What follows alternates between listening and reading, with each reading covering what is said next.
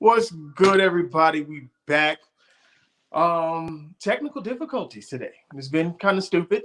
A lot of technical difficulties, man. We're here. It won't stop the show. It will not stop the show. It's like Shaq said. Won't stop the show. Won't stop the flow. Can't stop the rain. Yeah. So we got Moolage in the building. How you feeling today, man? Outside of our technical difficulties. Outside of the show starting a little late, I'm feeling really good, man. It was a really good day, really busy day, but a really good day. We finally got some sunshine out here in Sacramento, so it's really nice to see the sun again before the rain come back and stuff like that. Got a few stories for story time, so yeah, man, feeling really good. All right, we got Multiversal Mel in the building. What's going on, brother? How you doing?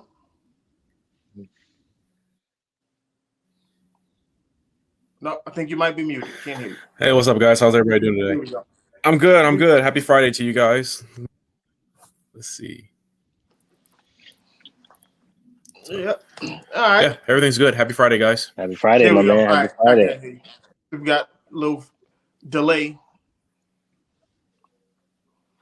All right, so you said you got some things, Moolish. Let's Oh yeah, most definitely. So we're gonna start off hot, man. I don't know if y'all frequent Twitter, right? Twitter is a crazy place, right? Sometimes it can be hectic, sometimes it can be informative. It doesn't just matter the time of the day, right? So recently I discovered this page called the 33rd Team, right? And frequently I kind of see their tweets kind of pop up, and they're kind of drop lists and stuff like that. And I'm just like, okay. You're kind of getting my attention here. So the first list that I seen that they dropped was Julian Love's list. Everybody knows Julian Love. He's a DB for the Giants right now. Yeah. His top 5 DBs in the NFL right now. This will be interesting. Oh yes, it should be. It very much was. It's the reason why I had this saved, right? It's the reason why I followed this page, because I was like, oh wow. Now, so DBs, he's talking cornerbacks or just safeties and DBs? Safeties and corners. He has a mixture of safeties and corners on this list. Okay. Yeah. So I'm assuming in no particular order. James Bradbury, Kevin Byard, Minka Fitzpatrick, Darius Slay, and Patrick Surtain. Now, so he's out of his mind, is what you're saying. I'm going to leave the floor to you guys and just tell me your thoughts on this list of who should or who you should think should be on this list or take places. Okay, Patrick Surtain, no. James Bradbury, no. Who else is on there? Kevin Byard. Yep. I'm not going to argue Kevin Byard. Minka Fitzpatrick. I'm not going to argue Minka. And then Darius Slay. Okay, so the two biggest issues I got is Patrick Surtain and James Bradbury. Yeah, see, I said the same thing when I seen this. I said, wait, because I scrolled past it, right? This is what happened. I scrolled past it, and it just kind of caught my eye because I seen James Bradbury and I seen Patrick Surtain. I said, wait, hold on, what was that? What was that? What was that? Those are not even the two best cornerbacks in their conference. I just feel like Patrick Surtain gets a lot of hype for being a young, good corner. And trust me, he's a good corner. I'm not going to sit here and take anything away from him. But is he better than Sauce Gardner? No. Okay. No, absolutely not. So we just lost Mel. Like we said, we're dealing with some technical difficulties with StreamYard today. The multiverse is acting up today, so we just gonna let it rock. The football verse is trying not to let us get these hot takes out right now, but we're gonna power through it. But yeah, he's not to me. He's not better than Patrick Surtain. James Bradbury is not better than Jair to me. Like I'm sorry, this list just has flaws. Tre'Davious White is off this list, and like when we seen when he came back, the Bills defense looked astronomically better. Jordan Poyer is not on this list. Jesse Bates isn't on. Like, I'm sorry. This list is crazy. That's why I was like, is it DBs all over? Because you got to separate safeties and corners in my eye. Thank you. Right. That's what I'm thinking too. Because they bring totally different things to the game, so you can't really compare. Like trying to compare what Jordan Poyer does to what Jalen Ramsey does is not the same thing. Exactly. Literally, exactly. They created like not necessarily created. I hate when people say that. Okay, they gave Jalen Ramsey the freedom to be an actual DB, right? So he's not just playing corner. Sometimes he's going to go in the box. Sometimes he's going to be like a bandit safety. Sometimes he's going to play like a rover type position. But they're giving him the freedom to do so. It's different than the Sauce Gardner. It's different than the Jair. It's different than all these guys that you see because they've given him that freedom. And when you see a Jair, when you see a Sauce, when you see a Tre'Davious White, and they're on the number one guys because that's their job and that's what the defense is predicated for them to do, right? I mean, keep it stacked. Is Patrick Surtain better than Jeff Okudah? No, I can't even say that. Honestly, I would take a healthy Jeff over Pat Surtain right now. Honestly, I would. Easy. I wouldn't even think about it. And then that's the thing. I'm not even having like a second conversation. And I feel like Jair gets a lot of hate because he talks a lot, right? And a lot of people don't like a lot of talkers, right? I see that in this league that people don't frequent a lot of talk. Like if you're loud, but your game backs it up. But if you're loud, people don't necessarily as long as you can back it up. Exactly. I love when people talk. If you can back it up, talk all you want, right? But people don't frequent talkers. I mean, where's Derwin James? Thank you. Where is Derwin James? How does Derwin not make this list? I mean, Marlon Humphrey. You taking what he did to Travis Kelce alone should have him on this list. I think injury history goes with Derwin James a lot. I know he's missed a lot of time the last couple of years, so that's probably why he was left off. And I can understand that. But when on the field, it's quite literally a different game. I would say. I would definitely. Who else? See, it all depends. Like he's just talking about this season. Yeah, he said right now. That's a bit. Then that's crazy. Exactly, because I'm like right now. That's insane. That's insane. That's literally insane to say. But I had to bring that to y'all attention. Right. Don't worry. I got some other stuff, but I'm gonna bring it to you guys later on. Okay. But I had to bring that to your attention because I had seen that and it was just on my mind for the past few days. But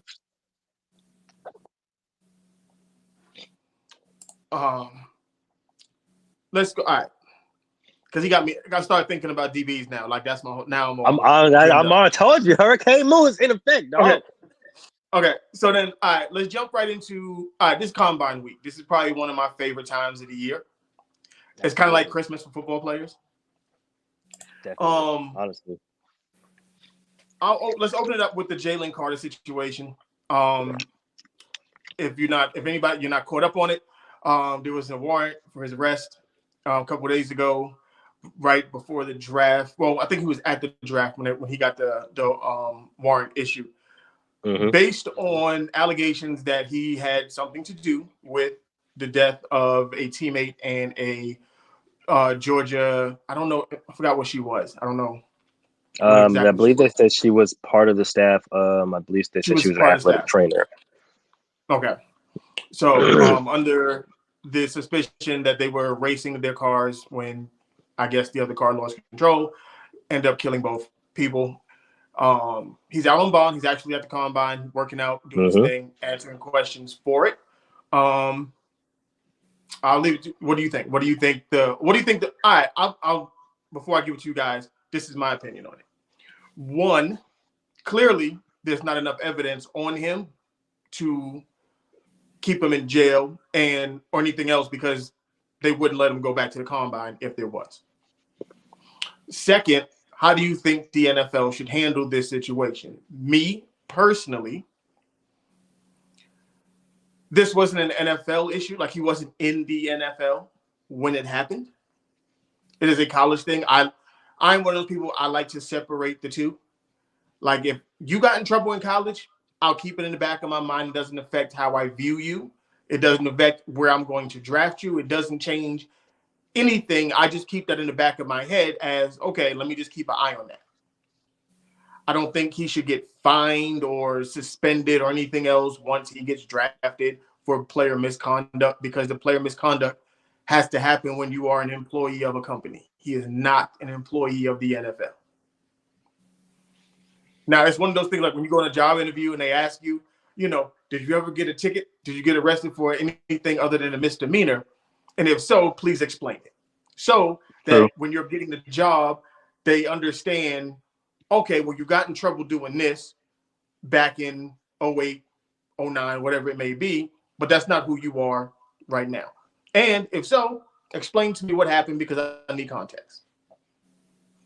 Understandable. So that's my opinion.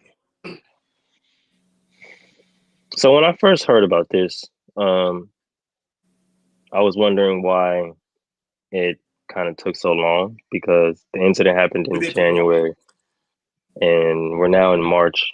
And I was watching, this is the reason why I say this, because I was watching First Take the other day and I heard, Stephen A, of course, he brought up the timing of everything, right? Of how it happened in January. And we're all just hearing about this now in March, as soon as he's getting ready to go to the combine workout and, to potentially be drafted #1 overall, because he's a top draft prospect.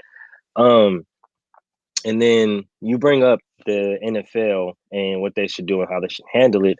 And I think it was Adam Schefter talking about, again, the timing of everything. And if he is drafted and they do proceed to go forward with the case or anything like that, then that's how it would affect him negatively in the NFL sense, right? Because of the timing, because now, because they decided to go forward with the case, because he is now part of the NFL, that's how it would affect him negatively in that sense. But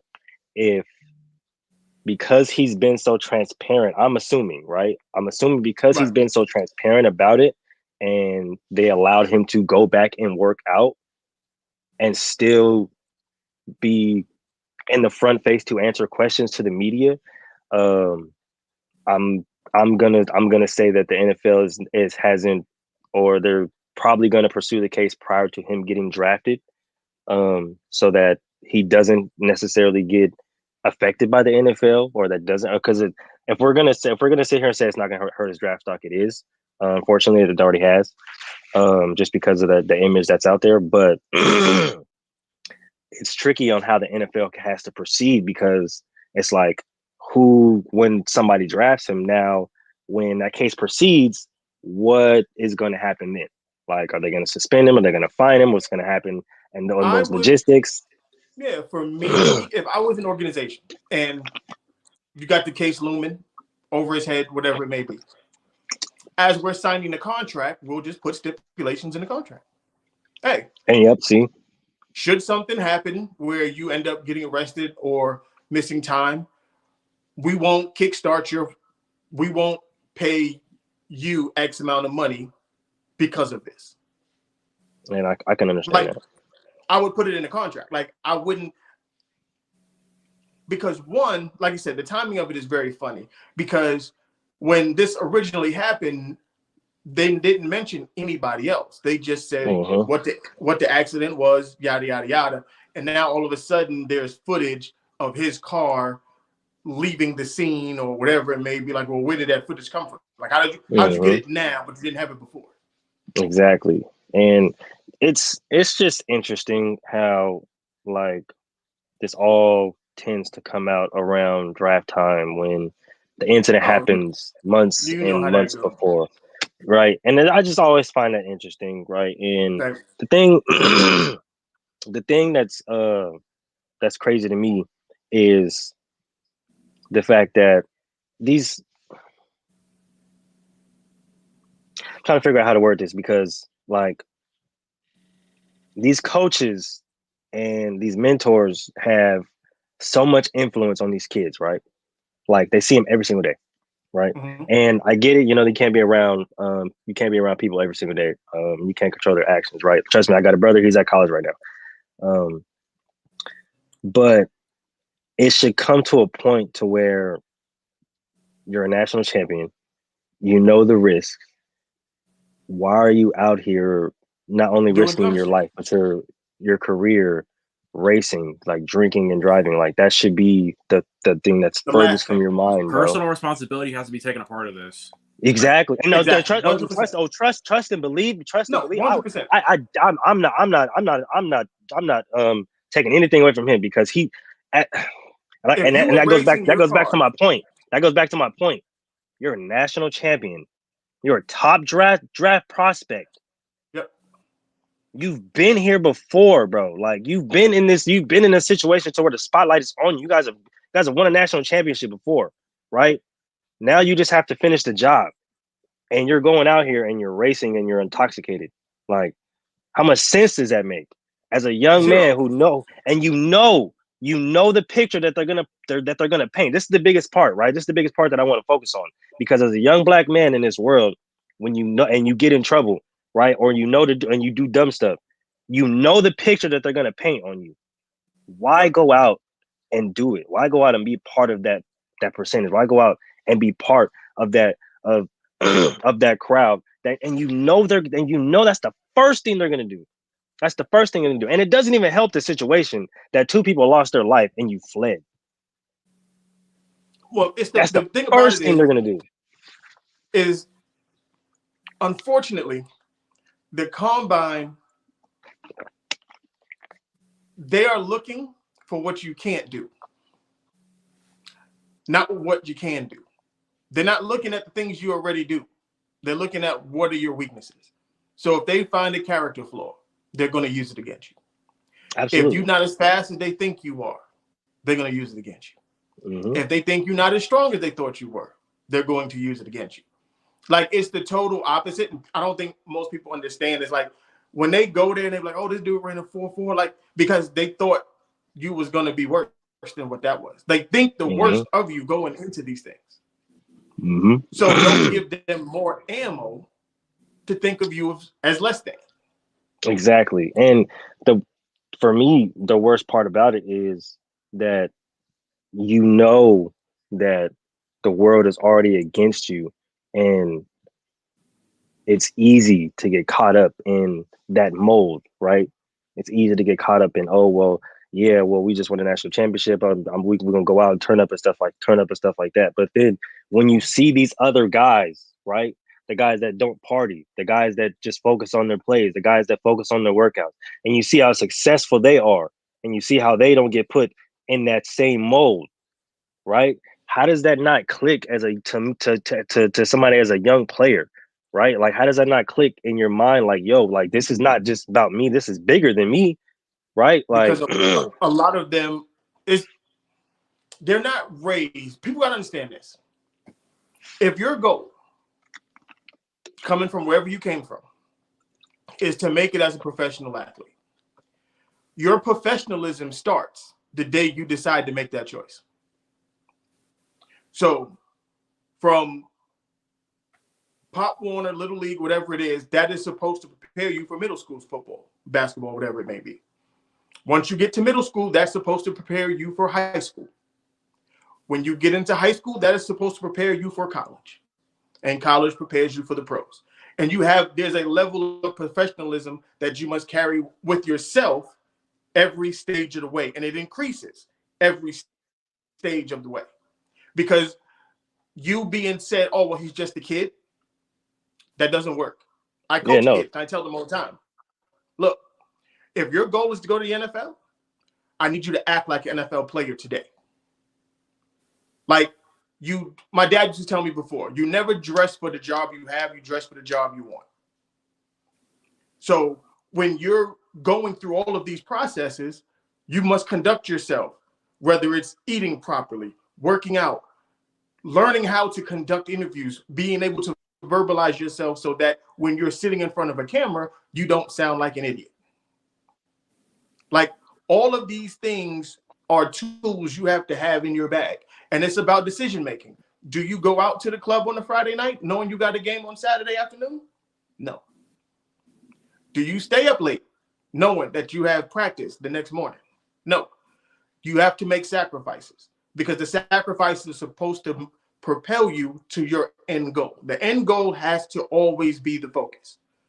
And the second you lose that focus, you end up racing cars in the middle of the street and then someone dies. Or just like, I think it was an Ohio State player. Who was it that they caught with the face mask that they turned into a bomb and they showed the video before the... Who was that? Laramie Tunsil, right? Yeah. Oh, like, yeah, that's right. Like things like that, you can't put yourself in those situations. You can't. It's too much. It's too much on the line for you to do that. But unfortunately, these athletes don't think about that because they think about that talent triumphs all. They know they're going to get another chance because you see athletes, in college that's had. Look at Randy Gregory, had a bad history in college, but still got multiple chances in the NFL. Look at Aaron Hernandez, had multiple instances at Florida, and still got a chance in the NFL. Talent. They think that talent triumphs all. So no matter what they do, but not everybody has that talent. You're right, but those guys did have talent, and they got chances and chances again and again and again.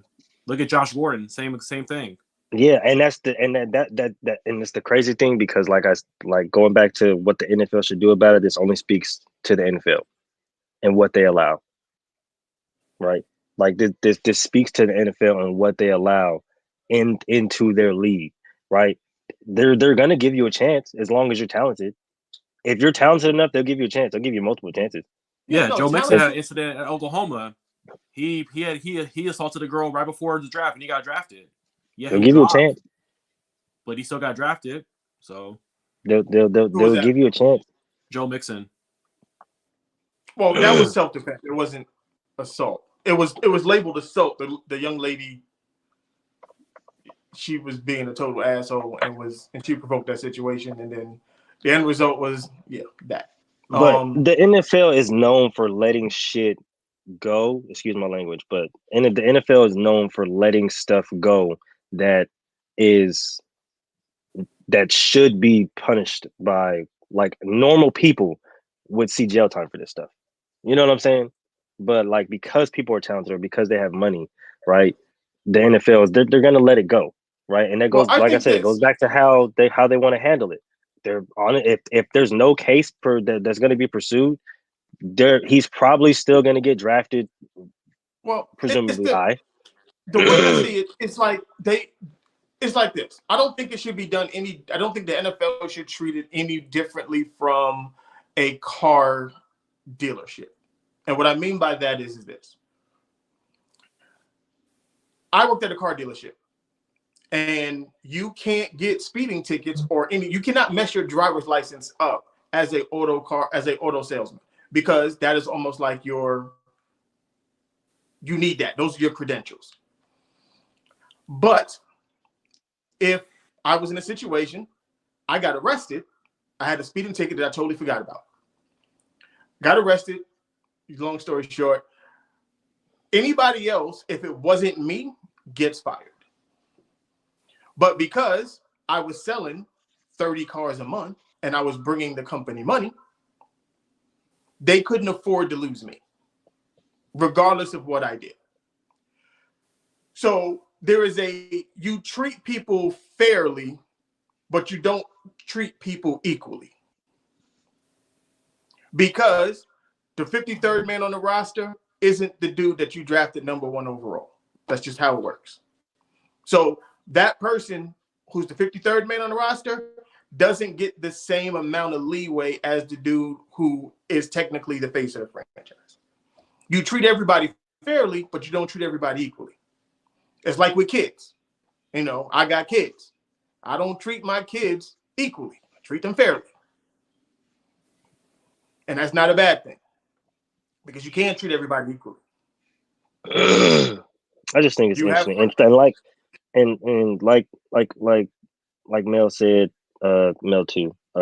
It's a talent thing. It's an ego thing, right? Like I can already see how the conversation was going. They're at a party, they're doing something, and somebody's talking about their cars and the NIL deals, and they have all these fast cars, all that stuff like that. Mine's faster than yours. No, it's not.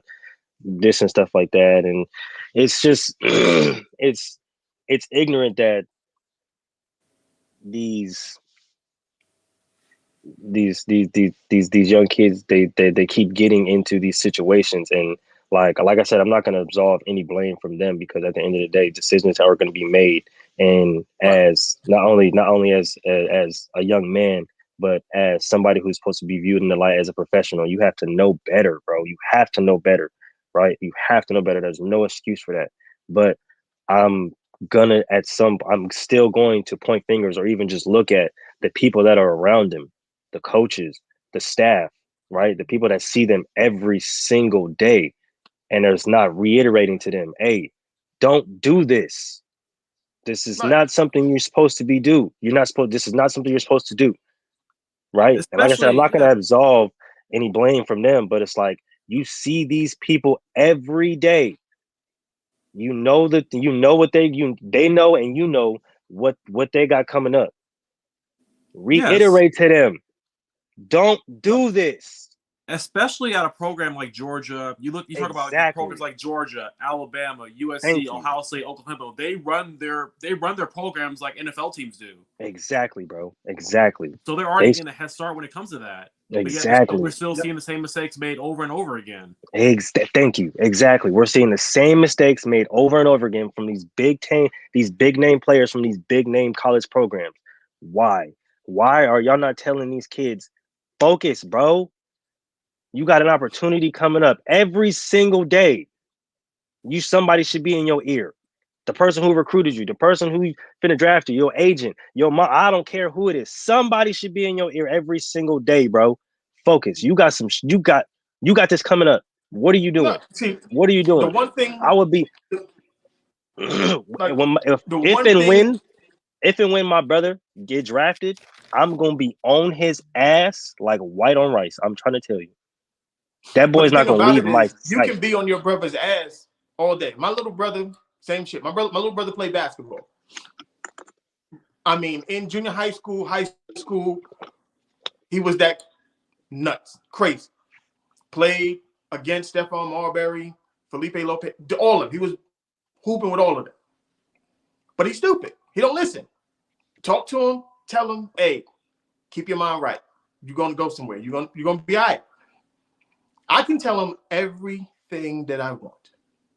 If he doesn't hear it, doesn't absorb it, and he don't apply it, it don't matter.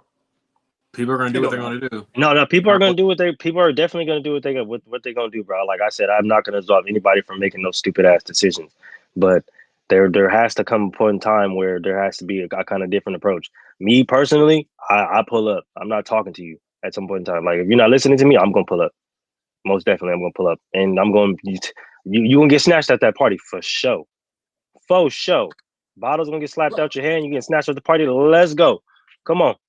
It's time to go, because you got things to focus on, and this ain't it. So unless you want to give up, unless you want to give that up, bet I'm gonna go ahead and let you stay. But telling me this is what you hold on, wait, because this is what you telling me every single day. I want to be great. I want to be the greatest. I want to get drafted this. I want to get drafted that. That's what I'm hearing as a coach, right? As an agent, that's what I'm hearing every single day. So why should I not hold your ass accountable? Yeah, get your ass up. Let's go. It's time to go right now. Because you can't want it for them more than they want it for themselves. Oh, absolutely. You absolutely right. And that's like I said, that's when the decision comes in hand, bro. That's when the decision comes in hand. If you want to stay here and you want to do all that stuff like that, let me know that. Let me know right now what you're trying to do. But don't be in my ear talking about tomorrow, and when you got a hangover and your draft day is calling, the agents is calling, these teams is calling. Oh, I got a hangover, bro. Can you? Nah. Hell nah. Get up. Get up. Because that's what you wanted to do, right? You wanted to do that shit last night and get drunk and hang out with all the little girlies and stuff. Yeah. Yeah. This brings you back to Kobe Bryant, bro. When he went partying with his teammates, stuff like that, yeah, Kobe, come out with us. Okay, babe, yeah, come out with us. But don't be mad when I'm knocking at your hotel door at 3 a.m. for this workout. Right. Yeah, get your ass up. Because you wanted to do that workout. You wanted to do that club shit last night. I told you. Just because you want to party, that don't mean the work stop. You still got it's time to work. That's what you wanted to do, right? So if that's what you want to do, make a decision. This people like to throw out that grown man. I'm a man. I'm a grown man. It's time to make a man decision. What you trying to do? People got to stop giving decisions. You got to start giving ultimatums.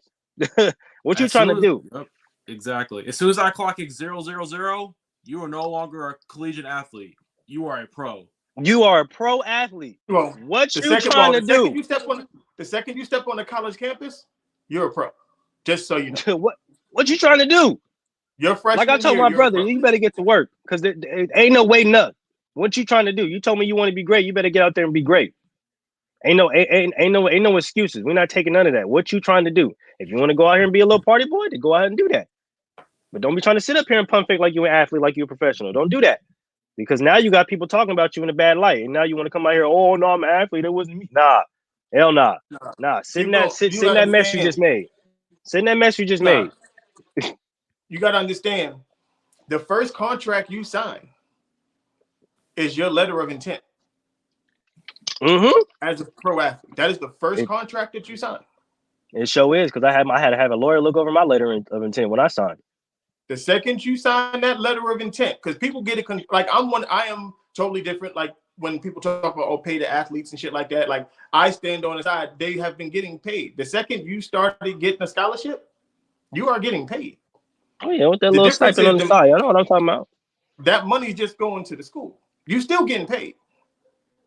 So your first contract, when you have to realize that this is a business and you have to conduct yourself as a professional, when you sign your letter of intent, I'm going to University of Georgia, I'm going to University of Notre Dame, I'm going to Michigan, I'm going to Clemson, you are now a professional. And you have to conduct yourself as such because they're holding you to professional standards.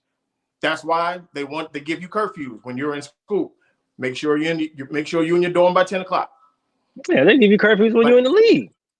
Like all of this happens, so they're preparing you for professional life as a pro athlete. So it's up to you to then see it as such and then follow it accordingly. Because once you stop doing it, that's when everything stops. What's up, Wayne? What's up? How we doing, Wayne, man? How you doing? Good. Sorry for the tardiness. I had to get my camera working. It's all good. We all had technical difficulties today, man. There's been a lot of that going on today.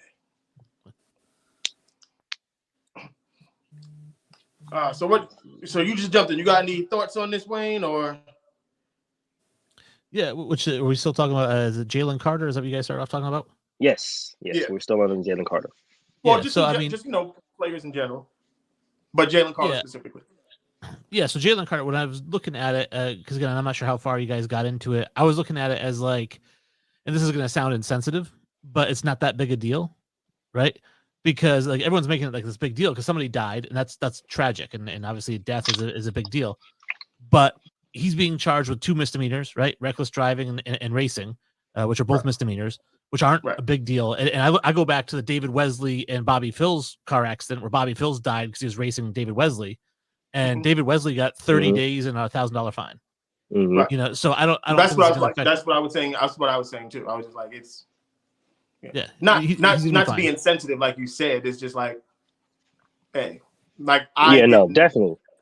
Yeah, it's just like it's not to be insensitive about it. It's just the facts are the facts. Yeah, no, the facts are the facts. And like he's out, he's at the draft combine. So obviously there's no serious evidence against him because if there was, they wouldn't let him out. They wouldn't let him be a part of the draft process or the combine process. So there's obviously not any substantiating facts that are against him, right? So that's why when we're talking about how the NFL should proceed, it's like, well, if there's no case, then they're going to proceed how they're going to proceed. And I wouldn't say that because there may be very hard evidence against him. But like I said, it's 2 misdemeanors. It's like Jalen Winston. We had evidence that he shoplifted crab legs. It didn't affect him going number 1 overall, right? You know, I mean, Jalen Carter is still going to be a top 5 pick. This isn't going to affect him at all because it's going to be a misdemeanor. He's going to get some community service, and he's going to be an NFL player. 100%. Like that's the way. It's not. It's not like Lyle Collins. Remember when he was accused of murdering his girlfriend? It's not like that. Like this is just. Again, kids being kids, racing their cars too fast, and unfortunately, somebody died. But that's not his fault. I wouldn't say that's totally different. That is not. I wouldn't say he's Ruggs because Ruggs there was caught on camera. It came out literally the day after. He was directly responsible. He was directly the reason why the young lady died. Yeah, they're directly responsible. We don't know if Jalen is responsible for those 2 deaths or what part he played in them losing their life. So we can't necessarily say that he's going to go down like a Henry Ruggs. But yeah, there might be substantiating evidence. There might not be. Like I said, he's out, so there's honestly probably not. So I just feel like the NFL is going to proceed how they normally proceed. Honestly. Yeah, I mean it'll take care of itself. Like I said, so this was like I said, this draft week. It went down quick. Mel Kiper and Todd McShay was having their conversation, and I want to get you guys' opinion on this. I have mine. And the person on topic was Bijan Robinson. I think he's a top 10 pick. Easy. If you need a running back, you take him. Point blank, period. But they have this rule. You don't take running backs in the first round. In the first round. Yeah, I know. It's good. I think it's stupid. I think if you have a top 10 grade on someone, why would you wait till the second or third round to get them? It doesn't make sense. Because what happened to me, if you run the risk of somebody else picking him up. If you think that guy is a top 10 player, meaning he is a automatic franchise changing type of a player, I think you get him as soon as you can. So I think that, running back to me in the draft, and this is why I agree with the don't draft him in the first round rule. And I believe that it's a disposable position that you can replace, in free agency with a 26-year-old running back who's burned out, because that's how long it takes them is their first contract to get burned out. And you just do running back by committee. To me, running back in the draft is just above kicker in terms of value. You have punter, kicker, running back. That is ridiculous. And I'll tell you why. Let me tell you why. Because Josh Jacobs, first round pick, led the league in rushing last year, right? He was a first round pick. His team, since they drafted him, 31 and 35. Saquon Barkley, number 2 overall pick. Since his team drafted him, 23 and 42. But that's not a running back. But what was Saquon Barkley's production? Well, he was injured 1 year, right? And then last year he had a great year. And rookie season, what did he do his rookie season? Right, rookie year had a good year as well. Okay. But again, what does the team do? But then you can't you're putting the entire team on one player? I'm putting the value of each position at a value, right? Quarterback we know is the most valuable position, right? They handle the ball on every play. Running back is not a very valuable position because you can go out and get a free agent running back. You can get a 4th round running back like Ramondre Stevenson ran for 1,000 yards last year, 4th round pick. Alvin Kamara, 3rd round pick. The difference between a 1st round pick and a 3rd round pick is minimal. But all of those dudes had 1st round grades. I don't know if Stevenson had a 1st round grade. Well, Alvin Kamara did. Okay. So maybe he had some off the field issues. I don't know why he would have gone in the 3rd round.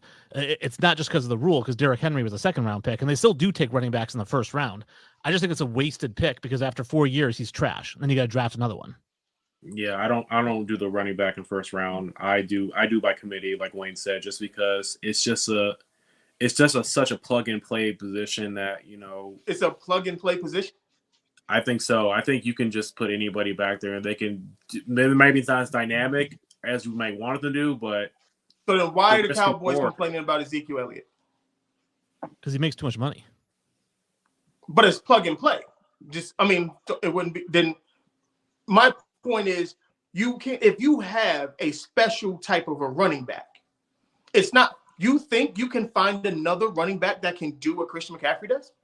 Another combination of running backs, yes. No. I said a running back, not a combination. Well, that's what I'm saying. We're saying running back by committee. Why? So you need 3 dudes to do what one person does. Then they're not equal. That's right. And then if one of those guys gets hurt, you replace him with whatever. But I can split them up so that way one of them's not carrying the load like other people, like all the running backs are. And yeah, because this is the reason I feel them, because this is the reason why I've always tinkered with that whole taking running back in the 1st round if he's really, really good, or save him for the 1st round. I've always kind of tinkered with that because they don't last as long as every other position on the field, right? Like you look at all the running backs that were taken in the 1st round, and it's like if they don't get same. I mean, you can say same, but at the same time, there's it's no like position that's guaranteed to do anything. But it's different with a quarterback because you can give a quarterback time to develop. If a running back is good enough, they can come in and explode on the spot, right? But at the same time, they're going to dwindle faster because they had to carry a lot of the load, or because they didn't have a quarterback, or they didn't have a defense, whatever the case may have been. But with a quarterback, if you have a bad running back, but if you have good receivers and a solid defense, you can let him sit back there and develop and get better as time progresses, right? And then you go back and you go out and draft a running back because it's a dime a dozen, and it's like they say, it's a plug and play position to where you can just put a solid or good running back in there, and now you can possibly make a run. Is to find a solid running back? A solid running back, no. A good running back, yes. Yeah, this isn't the 90s not hard, anymore. it's not hard to find a solid running back. Kansas City have a solid running back? No. The 7th round pick that was a leading rusher. I said, did the Kansas City have a solid running back? Yeah, Did Buffalo have a solid? Did Buffalo have a Pacheco's solid not. So Pacheco's not a solid running back. No, Pacheco's a solid running back. When they start giving him touches, he's a solid running back. Them to get him? I mean, they drafted him last year. If it was plug and play in the backfield, if it was plug and play, they wouldn't have gone through all the running backs that they went through. That's even the point, though. That they go through running backs. Gerald McKinnon was there. Ronald Jones is there. They have other running. Clyde Edwards-Helaire is there. They had other running backs. If it's just plug and play, then they wouldn't have to go through all of these running backs to get to this one guy. But next year it could be a different guy. That's what I'm saying. Like, he's not the end all be all. And like I said, it's not the 90s where the running game matters. I mean, the number one rushing team in the NFL last year was the Chicago Bears. They had the worst record in the league. You know, your two AFC teams, the Bengals were 20th in rushing, 29th in rushing. The Chiefs were 20th in rushing because they throw the ball now. And if you need somebody to run the ball a few times, you take somebody in the 4th or 5th round. It's going to get you the same production as somebody in the 1st round. Okay, so you're saying, because there's no evidence to prove any of this, that you're saying that you can just plug and play any running back in the league can just go out and do whatever another running back does. So you can take any running back and just plug them into Tennessee and they'll be Derrick Henry. No. Not saying that. It's just when it's because it's so much of a passing league. You don't have to solely rely on one person to do everything. Why can't the Bills find a running back then? Why can't the Bills find a running back then if it's just plug and play? I think they have a solid one. They just have to let him develop a little bit more. Who? And James Cook. I think they have a solid one in James Cook. They just have to let him get a little better. They just drafted him. Honestly. They just traded for Naheem Hines, and they had Devin Singletary before that. I don't think we can run down the running back that they got before that. I don't think Naheem Hines is very good, but that's just me. And you're talking about a team who's blown through running backs and still won the division 2 years in a row. If it's just plug and play, then James Robinson went to the Jets. What happened? Bad teams. He was the man when he was on Jacksonville. He went to the Jets and then nothing. Right. But didn't he get hurt when he went to the Jets? Or no? If you're, no, the rookie got hurt. Plug and play, then there's no because why are all these running backs moving around and getting no production? Well, I mean, that's not necessarily a fair comparison because the Jets' offense was dysfunctional as hell. So I can't really. Well, and plus he was the man on a 3-13 team. Right. And so he goes to the Jets, which are just as bad. They're a horrible team. But that's the point, is the running back doesn't make the difference. And it never will make the difference on any team. Now, Derrick Henry's amazing. I think Derrick Henry defied the odds. What you're putting on what you just said and what Mullis just said are two totally different things. You said the running back. He said the offense. Don't you think the offensive line has a lot to do with a running back? Oh, absolutely. Don't you think the offense has a lot to do with what happens to a running back? Of course. Okay, so then it's not just plug and play, it's offensive line. And if you get a special type of person at the running back position, a lot of things start to then manifest itself easily. Because there were a bunch of running backs there was a bunch of running backs that the 49ers had. None of them did what Christian McCaffrey did. Right, and Christian McCaffrey, whose team had a winning percentage of 25% when he was with the Panthers, because he couldn't make a difference. But he goes to a team that was in the NFC Championship, and yeah, he actually does really well. Yeah, but he's not my point. But Christian McCaffrey is the last 2 running backs to rush and receive for 1,000 yards in the season. I don't know, LaDainian Tomlinson, Marshall Faulk. I'm not sure. Okay, well, Christian McCaffrey's the last one to do it. Okay. So he did his job. The problem is the people around him weren't good. Yeah. So you're putting the record on the guy because you think he's the best player. But do you do that with quarterbacks? I absolutely do. Quarterbacks more so than running backs. So then why don't you hold the quarterback to the same thing that you're holding the running back to? Oh, absolutely, I do. Well, I actually hold him to a higher standard, which is why I'm okay with taking a quarterback in the first round, just not a running back. But that doesn't make any sense. So if you're going to hold them to a higher standard and get failing results, wouldn't you then change? You're like, you know what? It's probably not worth me spending this amount of money on a guy who can't change my franchise. Well, that's why are I've the gone Bears through trying 4 to get rid of quarterbacks. Justin Fields right now? Why are they trying to get rid of Justin Fields? I don't know if they're trying to get rid of him. I think they're fielding offers on him because they want to see if they can get more for him than they can for the first pick. Why is that? Because it's a value game. If he was a good quarterback, which I don't think he is, but he has the but potential to be. But they spent the first round. I think I'm the only one here on the Justin Fields hype train, but that's fine. I like him. He's got a ton of potential, but he's not anything that I wouldn't trade. I know. I think it's smart. I think it would be smart on the Bears because they got cap. Why isn't Cincinnati taking offers for Joe Burrow? They're not taking offers for Joe Burrow. That's what I'm saying. Why aren't they? Because that would be but it's not stupid to take him for Justin Fields because he's nowhere near as good as Joe Burrow. That's what I'm saying. It's a value game. You figure out. But my point is, you spent a first round draft pick on him. Right, and if they trade him, they'll take another first round quarterback. They'll be back to where they were 2 years ago. Potentially. Yeah. So you're spinning so it's okay to spin your wheels on quarterbacks, but you're not going to spin your wheels on a running back. Right, because the payoff is bigger. How is it bigger? How is it the bigger? higher ceiling? I just think it's just tricky taking a running back in the first round because at the end of the day, it's like they're not going to last as long as another position that you may need. That's my only thing. Nobody knows anything. You don't know anything. That's the point of this. No one knows who's going to last long. But just looking at the average running back life, quote unquote, at the position, they don't last more than 4 to 5 years at their primal, right? Like at their peak, right? So if I'm going to compare that to a receiver or an alignment or a quarterback or even a defensive player like a linebacker or a safety, then offensive linemen are shorter than running backs. I'm probably going to be more inclined to take one of those guys in the first round than a running back.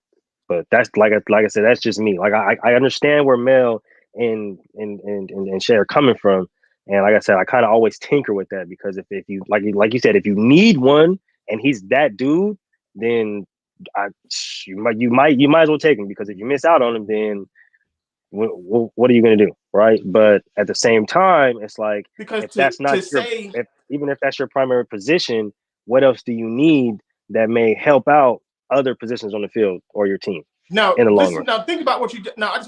This is why this is me. This is how my brain works. You said running back by committee, right? Yep. If I have so that means you're gonna have a running back that can run in between the tackles, maybe a dude that can catch the ball, and another dude that can get you to the outside that's a little more explosive, right? Sure, pass catcher or blocker maybe. That's 3 running backs. Yep. Those 2 extra spots on the football field that you just took. If you can find a running back that can do all 3. But you got to have 3 running backs in your roster anyways, just in case your guy gets hurt. So you might as well have one that does everything or one that does each thing. That way, if one of those guys gets hurt, you just replace it with no. Yeah. See, but no, what I'm saying is what you're having now is you're saying you have to have 3 dudes that you have to play. You have to play them because they're situational players. Sure.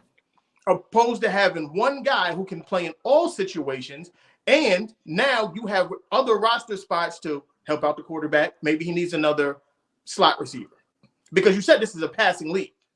Right. You said this is not a running league. So why do I still need going to have 3 running backs if this is not a running league? If you have a number 1 guy who does everything, a 3-down back, you still have 2 backups. So now instead of having 2 roster spots taken by guys who are producing, you have 2 roster spots taken by 2 guys who are sitting on the bench. Which one's more valuable?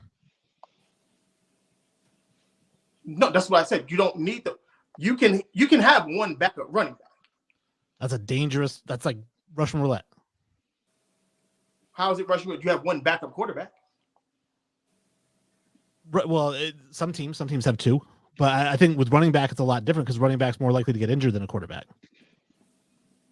More likely, or you just don't value the position the way that you value the both. quarterback position? Both. Yeah, I mean, they're more likely to get injured, and I don't value running back as highly as I value quarterback. That's why you think the way that you do.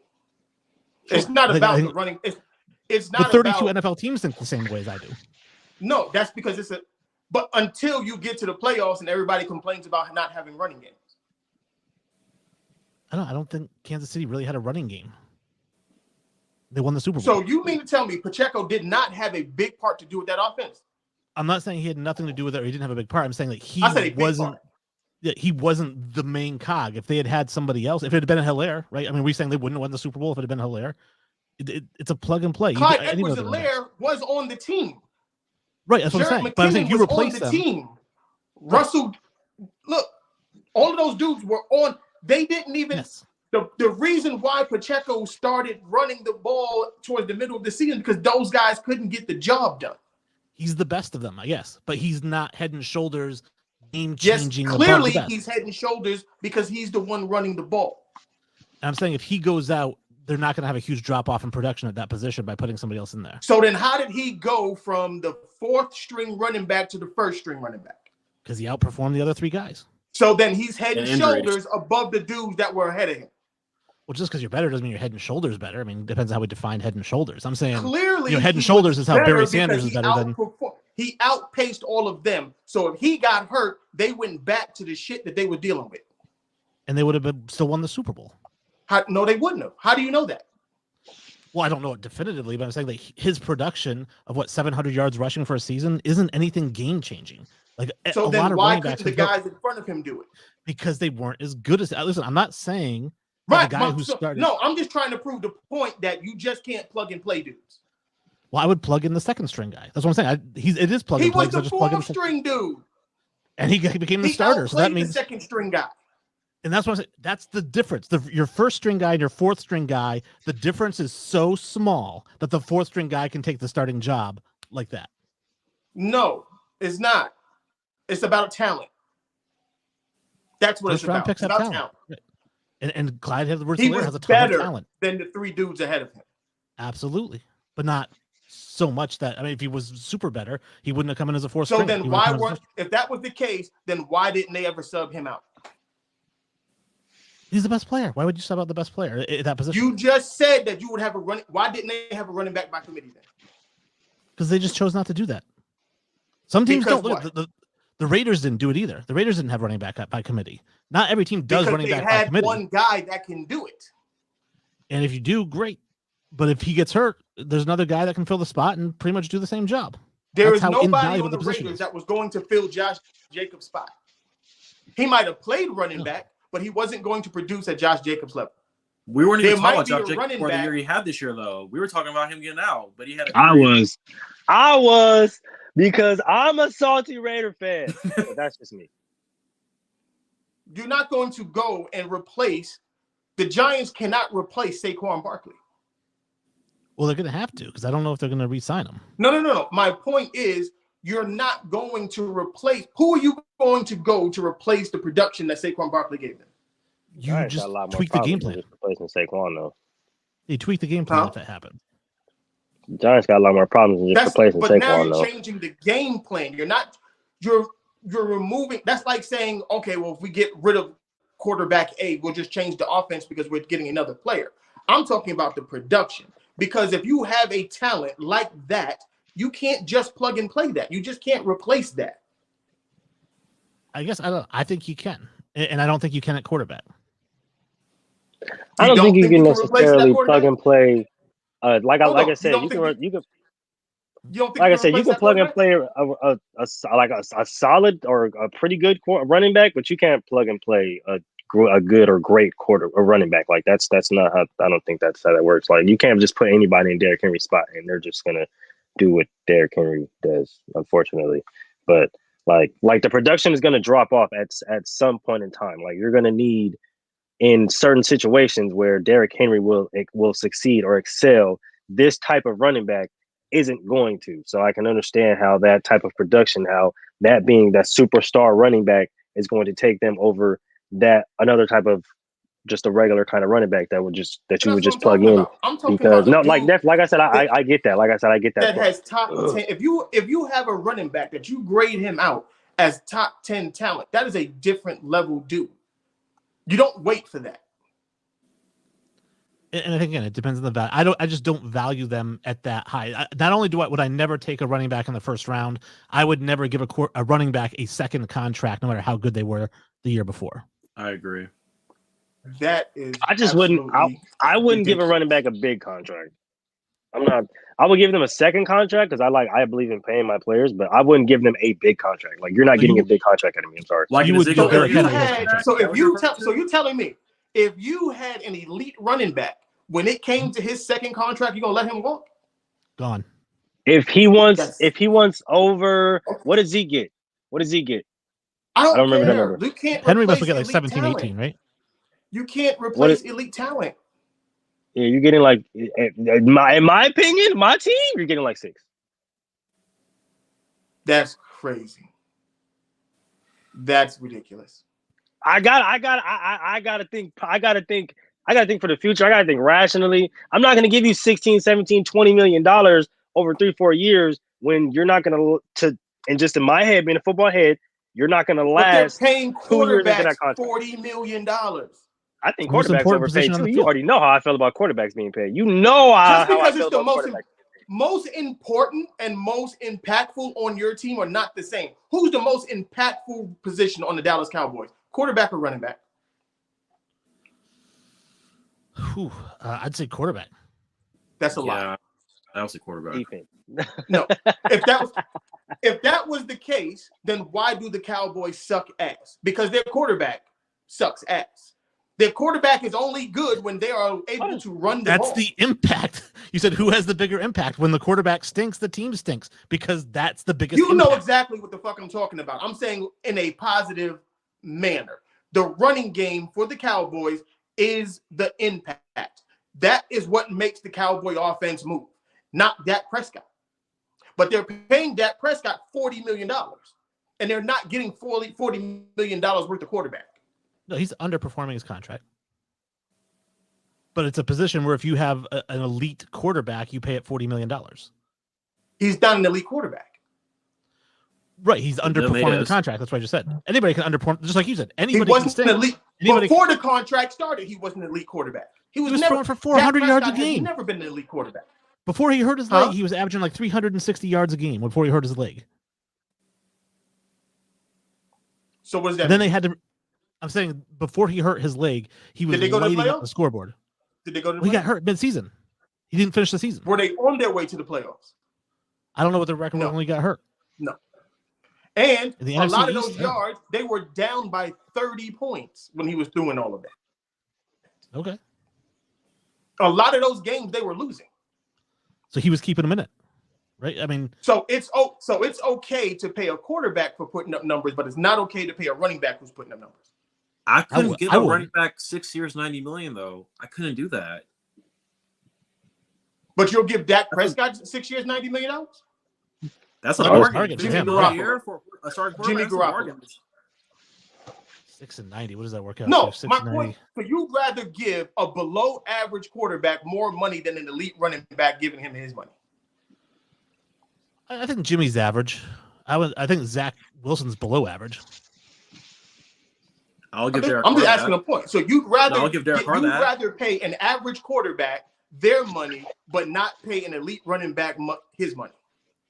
I mean, it's apples and oranges. If you're talking an average That's not quarterback apples versus and an oranges. I'm just asking an a average question. quarterback versus an average running back, I'd rather pay the quarterback four times the running I back said pay. elite. You said that you would never give a running 6 years, back. $90 million. That's 15 a year. You said that you would never give a running back a second contract. I'm not mad at that. Unless they I wanted to ain't take a gonna team lie home. to you. Oh, like, So I just you don't would- like So like I overpaying. said, you would pay an average quarterback money, but you would release an elite running back. Yes. That right there is crazy. I'm just thinking salary cap wise. Players aren't people; they're parts. And I try to think of what's the most Running valuable backs part. have less of the salary cap than quarterbacks.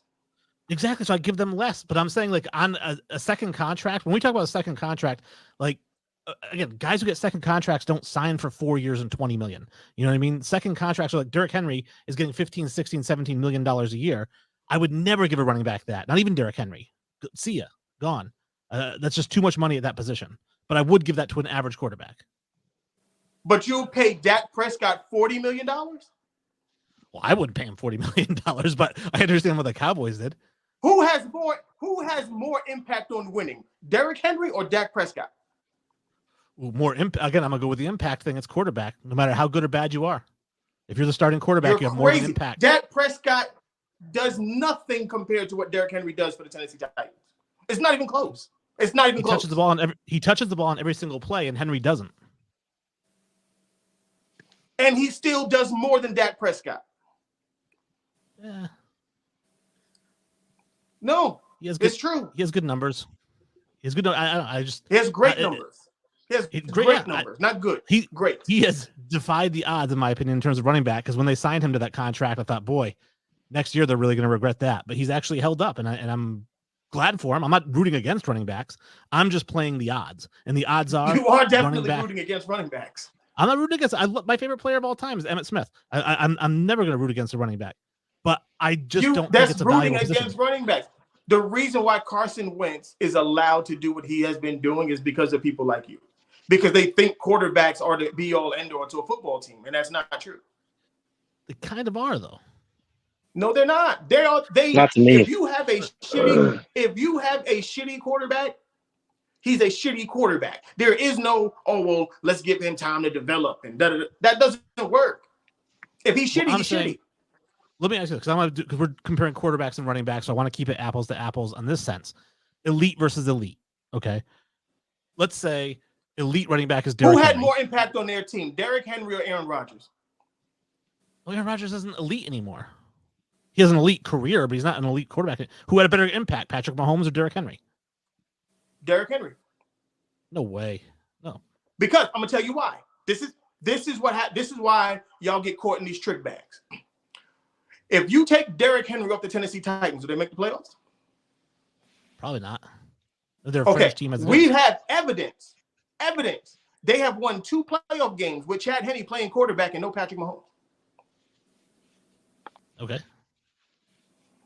So I can tell you and on top of all of those things, we've seen the Kansas City Chiefs operate without a Patrick Mahomes at quarterback, and they still went 14-2 with Alex Smith playing quarterback.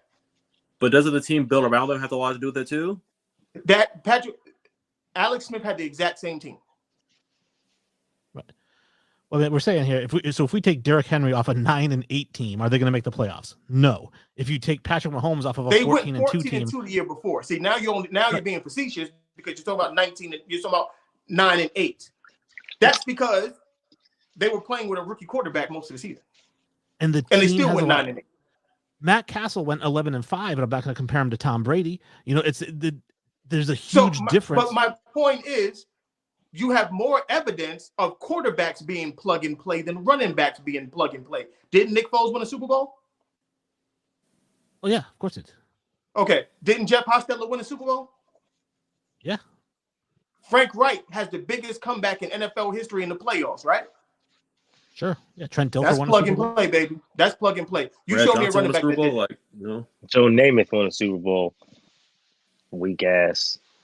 No, but what I'm saying is we have evidence of quarterbacks being plug and play. We have no evidence of running He backs. almost lost that Super Bowl, by the way. Joe Namath almost lost that Super Bowl. Weak ass. We have no evidence of running backs being plug and play. I mean, the year that Tampa Bay won the Super Bowl, was it Leonard Fournette was the running back, right? And Ronald Jones, yeah. Ronald Jones, yeah.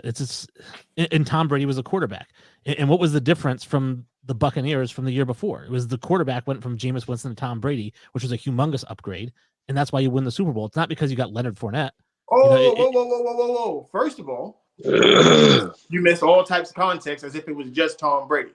Gronk came, Leonard Fournette came, and that defense was always good. Defense makes not to mention their receivers too. So it wasn't just Tom Brady. Yes, Tom Brady was a big part. He was the important part of that puzzle. Yes, he was. But he You're wasn't not the winning only a piece that championship came. with Jameis throwing 30 interceptions, but No, you're it not was a going to win a 50. championship with James. But my point I don't know. is, It was double digits, though. He threw a lot of picks, but yeah, 30, obviously. 30, 30. 30 for 30, yeah. Oh yeah. Well, obviously there's a difference, right? You come in, you bring Tom Brady in. He's not going to throw 30 interceptions. That's a recipe for winning. But yeah, Yeah, no, I that's get what it. we're talking about. Tom Brady. That's elite. That's elite quarterback. But look at the Rams, though. They had Todd Gurley and didn't win with Jared Goff. And last year they had Darrell Henderson and Cam Akers. They won with Matt Stafford. Okay. I think if the Rams actually had a good running back, they're a lot better. But yeah, but my Yeah, thing Todd is, Gurley didn't win. what I said, there's more evidence of plug and play quarterbacks than there is plug and play running backs. I think Todd Gurley is crazy, bro, because the way his fall off was insane. Well, his knee went bad.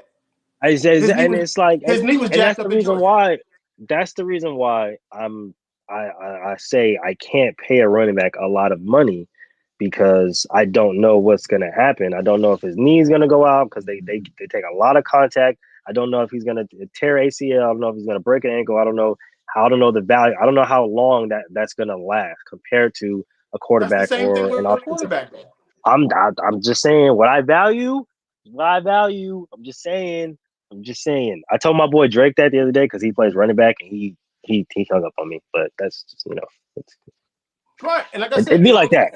It'd be like that. Okay, I'm sorry. All right, if you play running back, y'all get hurt a lot. All right, y'all take a lot of contact. Okay, you don't last as long as other positions on the field. I'm sorry. It's just reality.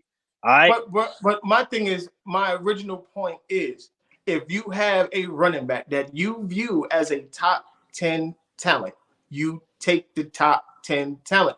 Top 10 talent happen all the time. Okay, so if it's a top 10 running back or a top 10 tackle, which one are you taking?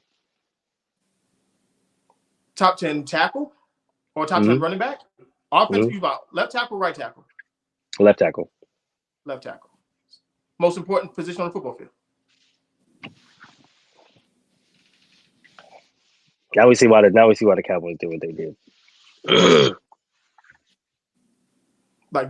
Like there's just certain things. If you offensive line, I believe you build with an offensive line. You start an offensive line. Once you get the offensive line straight, and when I say offensive line, I'm including the tight end. You have to get those 6 dudes intact. Once those 6 dudes are intact, you work your way back. Based on how you want to build your offense. If you want to pass the ball, then you work your ways to the outside. If you're trying to run the ball, you start at running back. Because what is the biggest problem with rookie quarterbacks going to shitty teams? There's nothing around them. It is easier for you to build everything around and then get the quarterback. I think it's tough to do that because it's not tough. It's just not a philosophy that people use. Well, no, and I agree with that. If you take a team that's established and you put a good quarterback or even a decent quarterback in there, they're going to be great, right? I totally agree with that. That's why my vision of what the draft should be is this. I don't believe the worst team should get the first pick. I believe the team with the best record that didn't make the playoffs, you get first pick. Because you are a player or two away from now making the playoffs. You might be a quarterback away from making the next jump. But then that would be the worst team that for would be 50 the years. Packers then, wouldn't it be? By case, it would be the Packers then. We'll get the first pick. Yeah. But then the Bears go 2-15 for the next 50 years. Say it again. But then the Bears go 2-15 for the next 50 years because they never get a chance to draft that guy that's going to change their franchise. Well, they did that, and they're trying to get rid of they just spent a high draft pick on a quarterback, and it's not working out. So now they're looking to trade that pick to get another pick. So I can't trust you to fucking fix it. Like my thing is to fix it. No, but I think it is an easier fix for a team that just missed the playoffs. Now, if they need a playmaking wide receiver, if they need a defensive back, whatever that team needs to get them over the hump, they can get that in the first round of the playoffs. You giving the the Bears 3 first-round picks is not going to fix the Bears. They need more than that. Right. If they draft correctly, it should help, but they haven't been. Right? But my thing is you need more picks. It's going to take more than 1 or 2 picks to help out the Chicago Bears. Well, that's why they're shopping Justin Fields, because then they'll have the number 1 overall pick and they'll have another first-round pick and maybe even a first-round pick next year. So they're trying to get more picks to add more pieces. But still, who would have served better by having Justin Fields? Who missed the playoffs not this past year, but the year before last?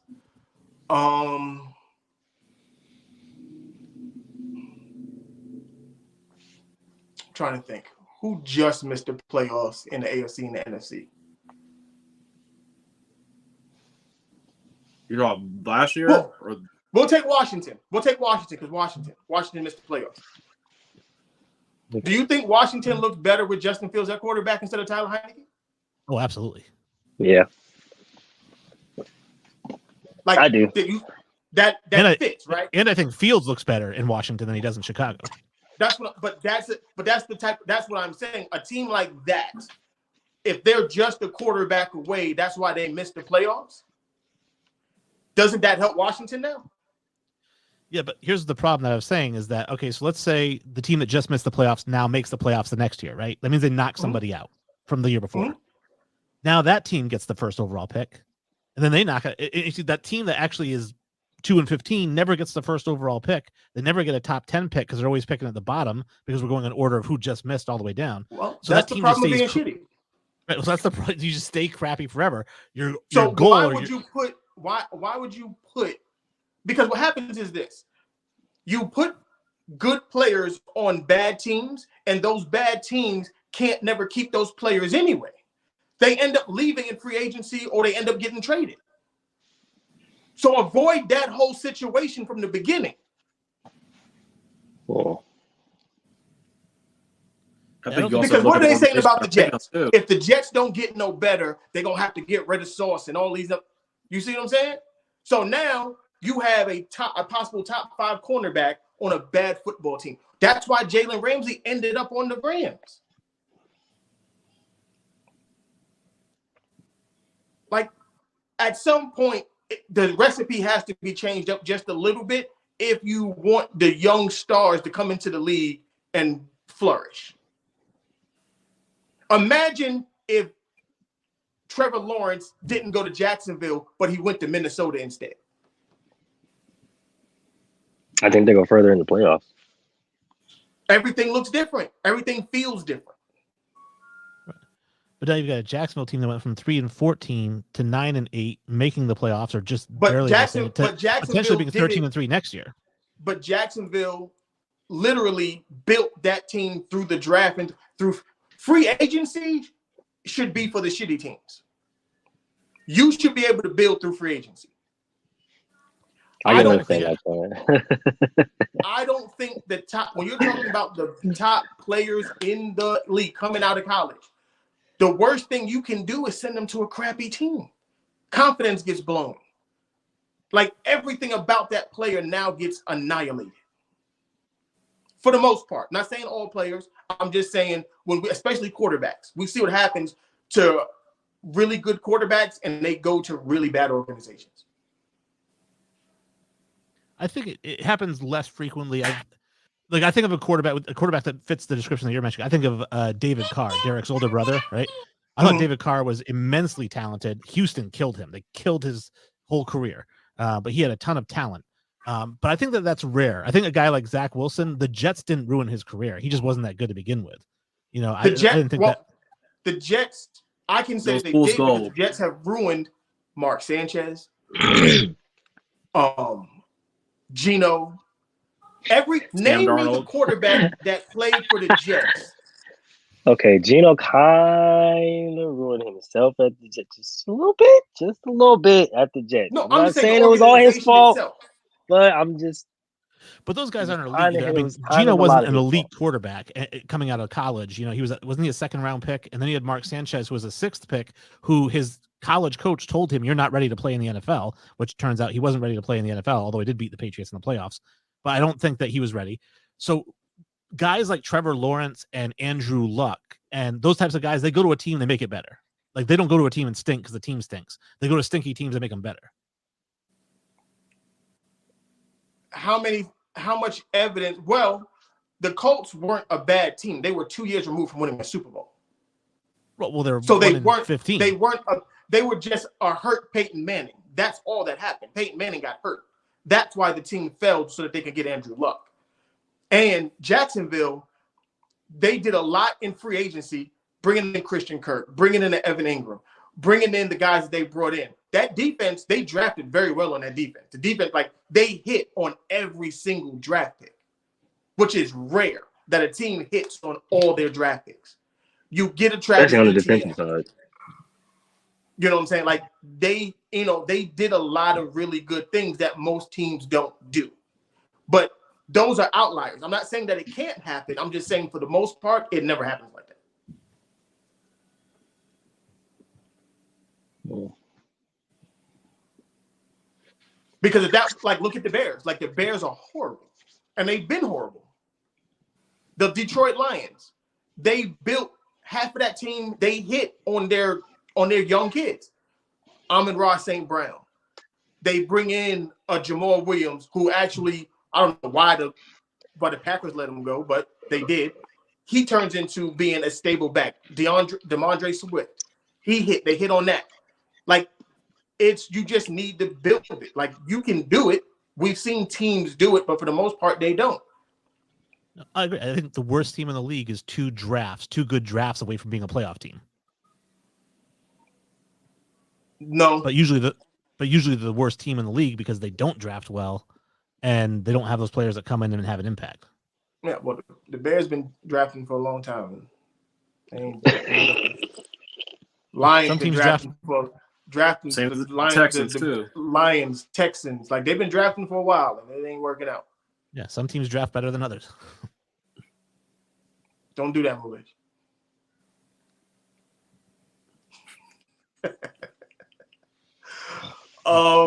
Yeah, and then okay, so we went on complete tangent right there. I want to get into because we were talking about the draft and the combine, and there were dudes that really did amazing, retarded things during this weekend at the combine. They're still I want to doing talk it about these right big now. dudes. They're going crazy. They have been running some times that you are not supposed to run at like 346 pounds. Like here we go. I wrote some of this down because it was absolutely ridiculous to me.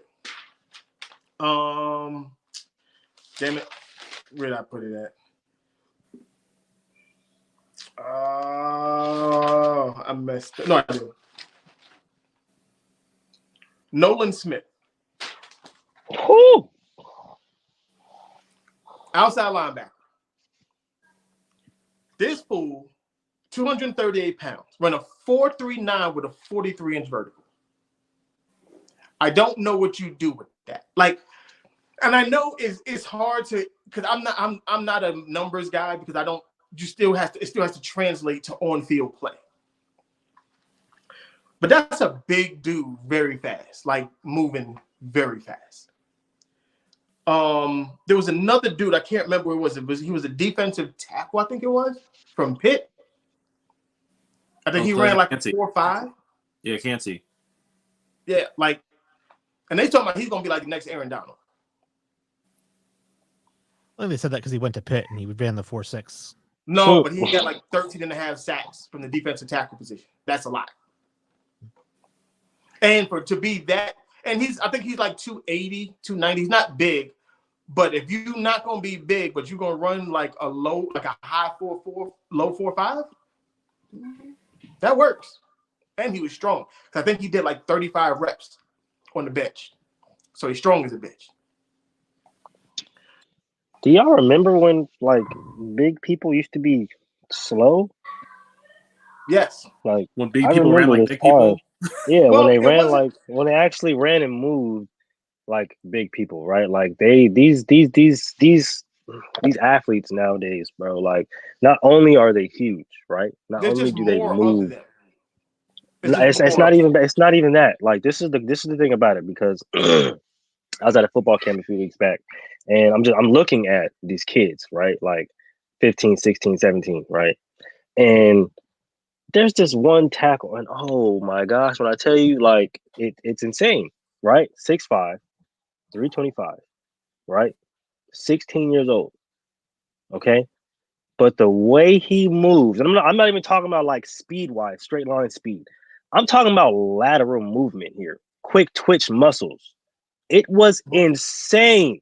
I was like, bro, what is going on? Who is his mom right now? Bring me his mother, and what are you feeding this child? What are y'all doing?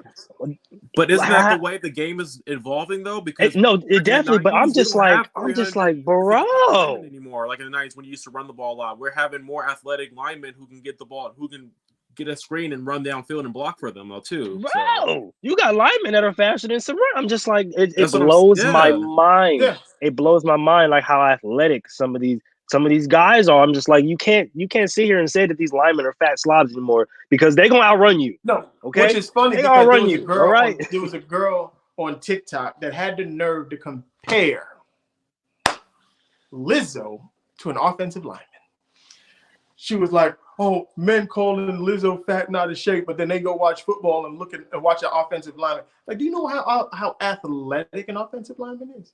You can't say that because Vince Wilfork, okay? If you ever question how big a person is and question athletic ability, go look at Vince Wilfork play basketball, and I promise you, you will change your perspective. Change your perspective. I personally pulled out. I want to know, see y'all, if y'all remember this. There was a guy played for the Kansas City Chiefs named Don Terry Pope. Went to the combine, and this fool was 396 pounds. Ran a 4.9, did 44 reps on the bench, and had a 35-inch vertical. That is an athletic monster. Now, I mean, he had a good run while he was in the league, but that's not Lizzo. Lizzo can't even do a jumping jack, let alone run. Be nice, Mel. Be nice. I'm sorry. I don't want to get us kicked off the platform. You mentioned the Jets. I mean, how about Mekhi Becton? I mean, this is a guy 6'7", 417. Mekhi Becton, I think he ran it. Yeah, he ran like a sub 540, and I mean, just ridiculous. Just the athletes are unbelievable. Penei Sewell from the Lions, big as all hell, moves like a freaking gazelle like that. It's an absolutely insane. It's absolutely insane. Like I like when you see it blows your mind. Honestly, it doesn't make sense. It looks crazy. Let's see. I want to run down some of the past. I'm gonna kind of blow through this a little quick. Past combine performances that were absolutely, you know how they tell stories and you don't believe them, but it's like legend. So the legend of Bo Jackson's 40-yard time. I believe it. I believe it. Yeah. I believe it 100%. I'm not. I don't care what nobody says. So the legend is he ran a 4.13. And if you ever watched Bo Jackson run, I 100% believe that man ran a 4.13 at 230 pounds, nonetheless. I think the only other person two people at that size that I see move that fast was Christian Okoye and Herschel Walker. And neither one I'm getting in front of to try and stop them. There was Troy Polamalu. Apparently, his vertical was so great that he jumped out the roof, literally. They said when they were inside, they were doing the vertical, but wherever they was, they had to take the panels out of the ceiling because I guess it was kind of low. And he ended up jumping 44 inches, but they couldn't see the rest of his body because the top half was in the ceiling, which is nuts. These are just legendary stories that I just pulled up from that. Oh, that's why he was jumping over linemen. Huh? That's why he was jumping over linemen too, as well. So it makes sense now when you see the highlights of him jumping over, like during field goals when he's jumping over. It starts to make sense. Steve McNair, during his combine, he threw to high school teammates, which is crazy because most quarterbacks would not do that. They would get like dudes they play with in college, or if they know pro receivers, that's what they do. But they worked out for 2 hours. And one of the coaches was like, well, I want to see how strong your arm is. After 2 hours of throwing the football, he threw it 76 yards. One step. Like, that's how nuts Steve McNair's arm was. Shaquem Griffin.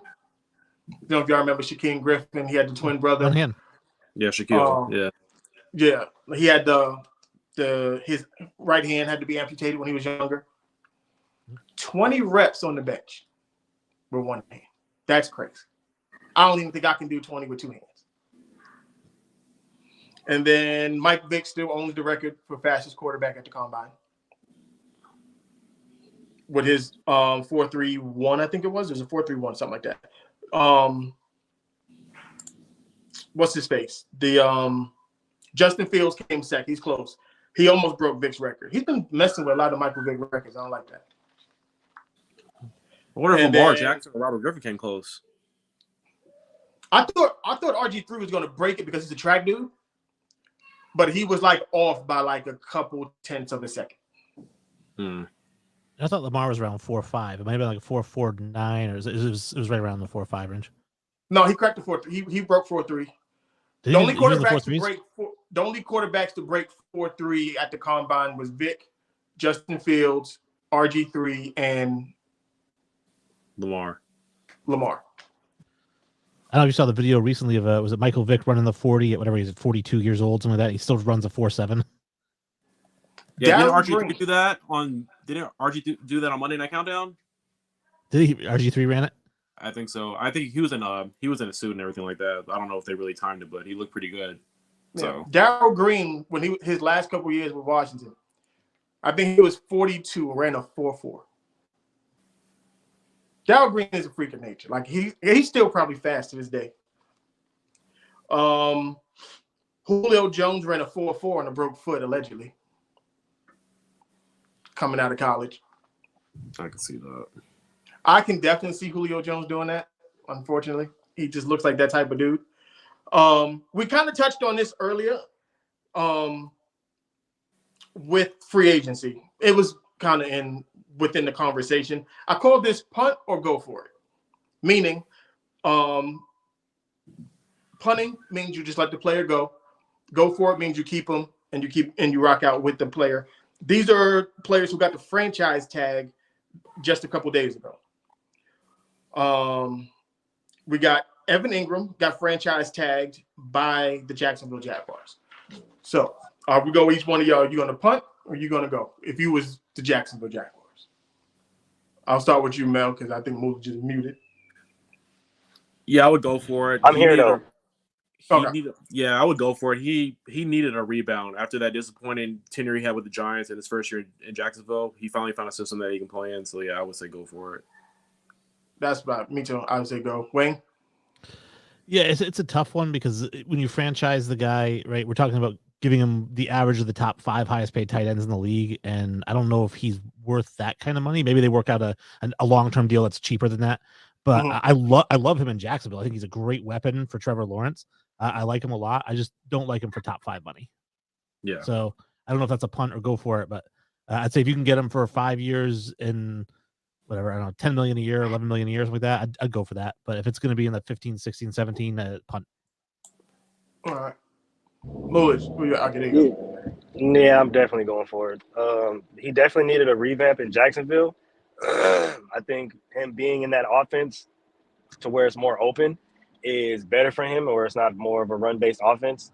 So yeah, I'm definitely going for it. I'm happy to see him revamp his career because I always thought he was. I always thought he was good. I thought he had potential to be a top 5 tight end. Definitely. Just with his pass catching ability alone. Potential, yeah. Deron Payne, punt or go? Washington franchise tag. Mel, what's up with you? I would say go. I just think that franchise is in disarray right now with the whole Daniel Snyder information, then bringing Eric Bieniemy in. I would just say go for it. Just try to save as much money as you can and try to bounce back.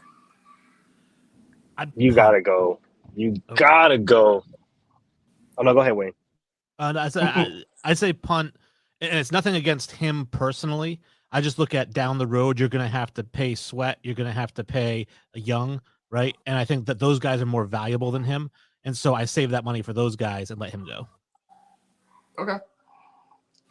I think you got to Mullis, go for it. You said go, right? Yeah, Mo? you got. Yeah. Yeah, you got to go You for know, it, man. I think you bolster that D line, and if you can get him cheap, like on a franchise tag deal, and kind of to that point where you can pay a Josh Sweat and Chase Young, but even then, I don't even. That's still kind of on the fritz because they're still kind of on the outs with him based on the knee injury from last year. So, yeah, I think you got to kind of do something to bolster that D line just in case you do lose a Chase Young. I think that, I say you go. You got to go. I think it's very rare that you can have that type of a front four. And you got to take advantage while you can, man. You got to take advantage. Like I said, they're a quarterback away. I already know where Wayne going to be with this one, but whatever. Josh Jacobs, punter, go. I say you punt. That whole team is, we don't even know what the direction they're going in right now. They don't have a quarterback right now. I would say punt. You got to punt. I would say punt too, obviously, but I could have skipped over Wayne. Yeah, but I think you can still sign him to that franchise tag if you move him for like a third or fourth round pick or something, just so you don't come up empty handed. But I don't want him in my long term plans. Ridiculous. I say go because I'm a salty Raider fan. Thank you. We got to keep fucking Josh Jacobs. Got to keep him. Rumors in free agency. These two rumors were actually kind of interesting to me. Well, I get to Lamar. Apparently, the Falcons are emerging as the number one landing spot for Lamar, seeing that they got rid of Marcus Mariota and freed up almost $30 million worth of cap space. So Lamar may end up in Atlanta. It's not a bad spot, not the ideal spot that I would want to go if I was him. I think it's like a worse position to be in. You don't have, you got Kyle Pitts, you got Drake London, offensively, you got the running back Algier, but the defense is horrible. That defense is not good. So you're going to be in shootouts and you don't got enough weaponry to be in one. He'll be the best quarterback in the division, that's for sure. Yeah, easy, by far. Yeah, I think. Oh, go ahead. No, I'm just saying. I don't get it. I don't get it. But no, I think obviously Baltimore is a better fit for him than Atlanta. But if it's not going to happen there, I actually really wanted him to go to Washington. Now, obviously, they're throwing a lot of money at Darren Payne. So are they going to have the money to sign him? Because he really. Me and Wayne agree on that. So yeah, that's why I want him to go. I think that he goes to Washington, and I think that they're a Super Bowl contender for his first year there. Easy, especially with Eric Bieniemy there. Mm-hmm. I'm salty. Come to the Raiders. I'm salty. Come to the Raiders. I'm salty. Come to the Raiders. I'll take him in Vegas too. I'll take him in Vegas. I'll take. I'm salty. Come to the Raiders. Come to the Raiders. Apparently, Khalil Mack has been talking to the Eagles. Khalil Mack got cut. Yep, he's talking to the Eagles. That is crazy. Come to the Raiders. Come back to the Raiders, Khalil. Come back to the Raiders. Please come back to the Raiders. I don't care. I'm a salty Raiders fan. I want everybody back. Everybody back. We running the table. We don't got no goddamn quarterback. He was disappointing this year in Los Angeles. I thought with him and Joey Bosa would have been a dynamic duo, but they were disappointing this year. Well, Bosa was hurt for a lot of the season. And he missed home. That's what he know. He was only 4 or 5 hours away from home. He like, man, I miss them boys out there in black. I need to get back over there. It's good. Come on, Khalil. We miss you, big dog. It's good. Come back. What about New England with Matthew Judon? What's going on with Matthew Judon? No, I'm just saying, what Khalil Mack with New England? I don't like it just because I'm a Patriots fan, so I love it. I don't like it because it's New England. I don't like it. Yeah, that'll be ignorant. Nope. I don't like it because it's New England. Right. So you got that, and then lastly, the Cowboys are reaching out to Jalen Ramsey. They're talking about franchise tagging Tony Pollard as well, which is crazy. I wouldn't do it. But I don't think they need Jalen Ramsey. I think they have to figure out what they're going to do at quarterback. But if you put Jalen Ramsey on that defense with Trayvon Diggs and Micah Parsons, that's going to be stupid. Jalen, come Good to the luck trying to Raiders. pass. I know you seen Max Crosby recruiting you. Jalen, come to the Raiders. Oh, no, I would take it. Look, if we can get Jalen out here in Vegas, I'm all for it. He already we wanted need to a come to the fucking Raiders before, but we didn't offer him enough. But come on, Jalen, stop playing. Come on, man. Come on down, big dog. You know you want to come to the Raiders, but it's good. Come on down to Vegas. It's good. Yeah, I know. Jared Goff is trying to recruit him to come to Detroit too. So Boo. nobody want to go to Detroit. Ooh, tomatoes. We don't want to know. We don't like Detroit. Where's your goat at? Shout out to my boy, your goat, man. Yeah. So, yeah, that was it. I know that's it for the show. We went on a tangent, totally messed up the doc like Mulich predicted he was going to do today. Didn't I tell you Hurricane Moo was coming in full effect? You was definitely said you was going to fuck the doc up today, and you did. I told you. And it's all good. It's all good. It happens. So let me get Multiversal Mel. Any last words before we get up out of here? You know, these next month or two is gonna be interesting because you got obviously the conference tournament, NCAA March Madness is about to start up. Then you got these combine, NBA is winding down a little bit, so it's gonna, spring training is up and running. So it's a good time in year for sports right now. So excited to see a lot of things going off. Yes, sir. Wayne. It's fun jumping in. Sorry I was late again, but it was fun to get in just before the running back first round conversation. I love having that conversation all over social media. And I will say, as far as again, my team, the Patriots, a lot of teams are a lot of talk about them taking a wide receiver in the draft. I hope not. I think they need a cornerback more than they need wide receiver. So I'm hoping Joey Porter Jr. That's good. I actually like Joey Porter Jr. Him and Christian Gonzalez, my two guys. Actually, didn't get into a couple of those draft picks. We'll probably do that again. We'll do that next week, or we'll get into guys to look out for during the draft. Told y'all my sleeper quarterback, DTR. He is going to be the best quarterback come out of this draft. I don't care what nobody says. Yeah, Mulich. Well, yeah, no, I'm in the Uber on the way to work because, we don't promote driving and streaming. Right. Aside from the technical difficulties from StreamYard, shout out to StreamYard, it was a great show. Appreciate y'all boys for coming through. XFL this weekend. Shout out to my Vipers. I know we kind of struggling right now, but we're going to turn it around. Don't sleep on us. Go ahead, like, comment, subscribe, share. Send it to your friends, your homies. Make sure everybody know about it. Come back for Monday because I'm going to fuck up the basketball show as well. I'm telling you, it's going to go down. Yeah, Warriors. 3-0 run. Steph is back on Sunday. Steph is coming back. Go Warriors! Back to back. Yes. Thanks everybody. Like I said, like, subscribe, share the video, tell a friend to tell a friend. Come through and everybody in the chat. Thanks for contributing. Troy on the background. We love you guys. We'll see you next week on the Football Friday or tomorrow. Tune in. Not tomorrow. Monday. Speeding up. Monday. Or pop in tomorrow night. We're going live on TikTok. Oh, okay. So we're going live. More information on that is coming.